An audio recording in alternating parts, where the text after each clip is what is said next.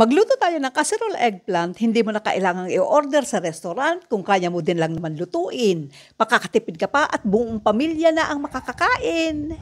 Gagamit tayo ng 6 pieces na eggplant, cut into strips and steam until soft.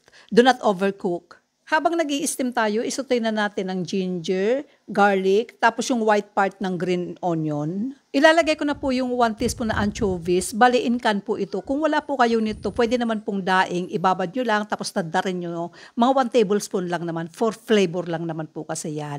And then, isutay natin ng konti. And then, pwede na natin ilagay yung ground beef. Pwede rin kayong gumamit ng ground chicken or ground pork. Naka-pre-cook po pala yung ground beef. Tapos isunod na po natin yung in-steam natin na eggplant. Tapos lagyan na natin ng asukal, black vinegar. Pwede pong kahit anong suka, dark soy sauce, regular soy sauce to taste. Then add na yung green part ng onion leaves. Also add half cup water, red bell pepper, then mix gently. Kung may clay pot, pwede nyong i-transfer ang eggplant at doon natatapusin ang cooking. Season ng ground black pepper, then add na ang 2 tablespoon cornstarch with water. Mix gently and after few seconds, lagyan ulit ng green onion. O, luto na! Kainan na! Sandok na ng kanin! Tara!